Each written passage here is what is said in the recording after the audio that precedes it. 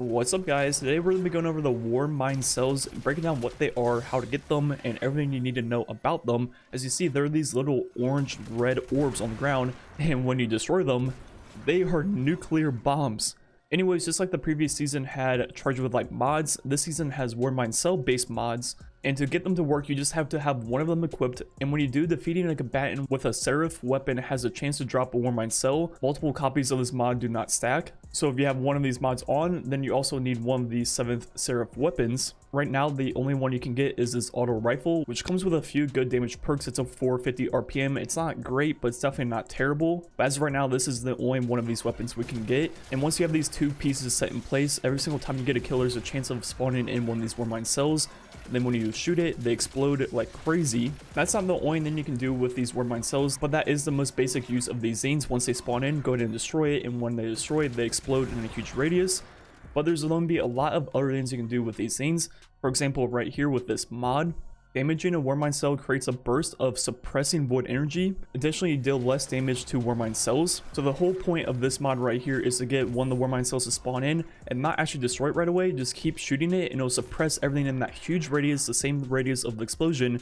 And they're just suppressed and they can't do any attacks, they can't do anything like that. You just keep tapping it. There is a cooldown on the void suppression, but you can tap it like every 4 or 5 seconds. Then make sure to destroy it before it despawns for the explosion. So that mod is really cool. Then there's one like this where you take reduced damage from enemies that are near Warmind cells, which is once again a really cool concept. So now if we go ahead and spawn in a Warmind cell and leave it on the ground and not destroy it, enemies that get close to it have this little highlight effect around them, which means they're in the radius, and then they will do less damage to you, which is once again really cool.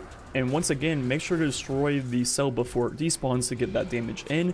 And as you see, I got really lucky and got another Warmind cell on the next kill, then again on the very next kill. So I don't know if there's something up with the higher tier enemies having a higher chance, or I just got really lucky. So there's like 19 or 20 of these mods in the game this season. So how do you actually get them? Well, there's gonna be 2 per bunker, and to get the ones from the bunker you have to have it fully upgraded, so rank 7, and eventually there will be 3 bunkers, so that is 6 of them. So those ones are going to take quite a while to get, and the last 2 bunkers we don't get until the 24th, then April 10th, I believe, something like that. But then all the other ones are from opening chests at the end of the tower event. I got 4 or 5 mods, I can't remember how many, from doing this over and over again, and it seems to be every single time you open the chest you get one.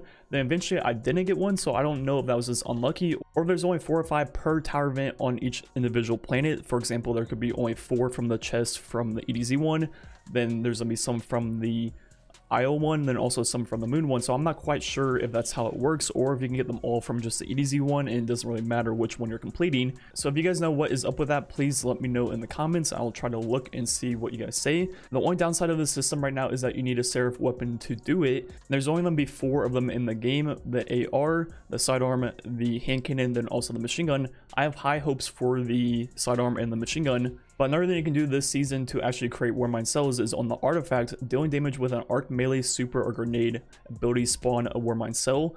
So you can do that this season, but once this artifact is gone, in future seasons, the only way of doing this will be with the Seraph weapons. And like I said, there is all kinds of these mods, so highlighting a few of them right here. Grasp of the Warmind. You can pick up, carry, and throw Warmind cells. Once thrown, a Warmind cell cannot be picked up again. So as of right now, when you spawn in a Warmind cell, you cannot stop them, you cannot like push them around by walking into them. So once you have this mod, which unfortunately will come from one of the 2 bunkers we don't have right now, you'll be able to pick them up and then throw them, which means you can put these things wherever you want. You can put them next to a boss, you can put them next to any group of ads. This is going to be really cool. Also, we have this one, Blessing of Rasputin. Collecting a Warmind cell increases the chance that your next final blow with a Seraph weapon creates a Warmind cell. So an easy way to loop getting the actual Warmind cells to drop. Then they also have some Charged with Light mods thrown in here. Right here, become Charged with Light by collecting a Warmind cell. So once again, really cool that they're mixing the 2 systems together. And there's all kinds of them that once you pick up a Warmind cell, you get something like an overshield, you get melee energy. It creates a blast that pushes things away. There are just so many of these mods that do so many different things that the combinations and possibilities will be nearly infinite, which is gonna be really cool, and I can't wait to dig into some of these. For example, here's another one. When you destroy a Warmind cell, you get a burst of healing for you and your allies nearby. Additional solar damage when you explode a Warmind cell. Then right here, another way to get charged with light when you get multiple kills with a Warmind cell, which should be very easy pretty much every single time you spawn one in. Then this one might be one of the most important ones right here. You gain a bonus to weapon damage against enemies that are near Warmind cells. So just like the one previous where when the enemies were close to the Warmind cell, they did less damage to me. Now I'm going to do more damage to them. So that's going to be really cool to see exactly what that is. And you'll be able to pair something like this with the one that you can pick it up and throw it towards a boss and have a damage buff against the boss or a group of ads that you throw it at. So there's gonna be so many cool combos, especially with that throwing one. Like you can just get a Warmind cell, pick it up and throw it towards the biggest group of enemies you want, then explode it and then they all die. I mean, this system is so cool and I can't wait to get all these different mods unlocked and start messing around with them and creating really cool builds for you guys and show them off. I definitely skipped a few of the mods in this video, so just go to your collection tab on the mods on the general tab and you can look at all of them for yourself. There's just so many of them. I thought the charge with light system was really cool and really well done, but this one honestly might just be even better. It's a really cool concept and there's just so many different things you can do with these mods. The one downside is in future seasons, once the artifact is gone, the only way of spawning these things in will be with the Seraph weapons. So definitely get the god roll of the AR, sidearm, hand cannon, machine gun, whichever one you prefer this season. I'm probably gonna go for the sidearm and machine gun because I think the sidearm is a 360 RPM if I'm not mistaken, and it can come with Demolitionist and Surrounded, which is actually a really cool perk combo for me. Surrounded makes a lot of sense on sidearms and it's 40% damage. Then also the machine gun will be really good for just spraying and getting a bunch of kills. Anyways, like I said multiple times, I'm definitely looking forward to making all the different build videos this season.